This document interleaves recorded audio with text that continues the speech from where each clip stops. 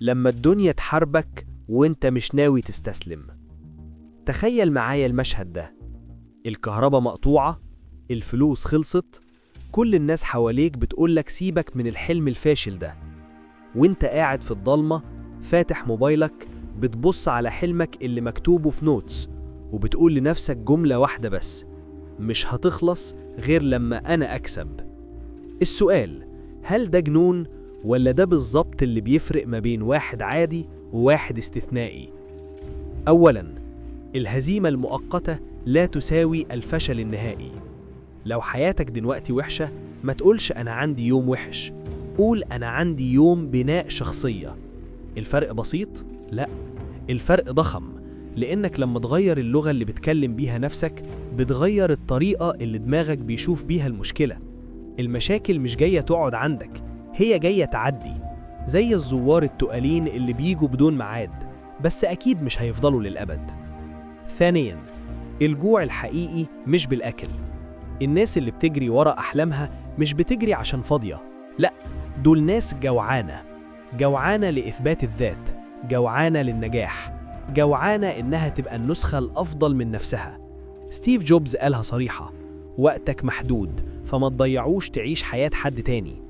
مش معنى إن أبوك عايزك تبقى دكتور إنك لازم تبقى دكتور، ومش معنى إن أصحابك شايفين إن مشروعك هبل إنه فعلا هبل. رأي الناس عنك مش لازم يبقى حقيقتك. ثالثاً، العظمة جواك بس مش كل الناس شايفاها. ليه؟ لأنهم أصلاً مش شايفين عظمتهم هم الأول.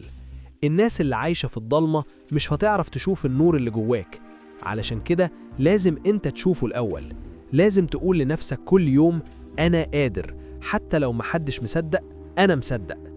رابعاً، الحياة هتخبطك، اتعلم تهبط صح.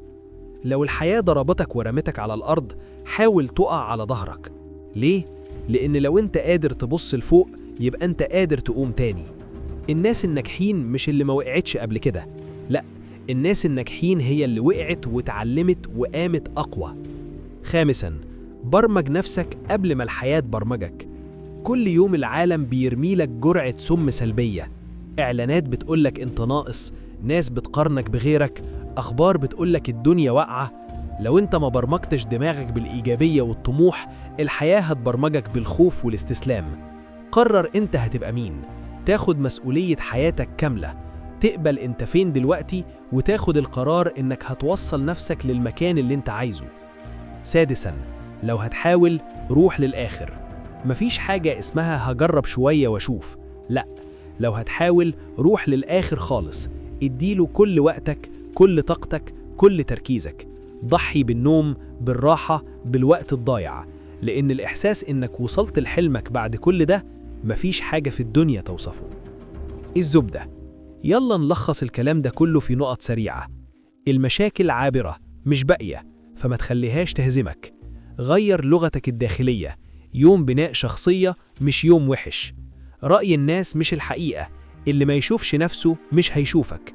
برمج نفسك قبل ما الحياة برمجك بالسلبية. لو هتحاول روح للآخر، نص محاولة يساوي 0 نتيجة. الخلاصة المختصرة، مش هتخلص غير لما انت تكسب، مش الحظ، مش الناس، مش الظروف، انت. دلوقتي عايزك تعمل حاجة واحدة بس، فكر في أصعب لحظة مريت بيها، اللحظة اللي كنت فيها هتستسلم، وقول لي إيه الجملة الوحيدة اللي قلتها لنفسك وقتها وخلتك تكمل. اكتبها في الكومنتات، مش بس عشان أنا عايز أعرف، لأ، عشان حد تاني يقراها دلوقتي وهو محتاجها. كلمتك ممكن تنقذ حد. يلا، مستنيك في الكومنتات.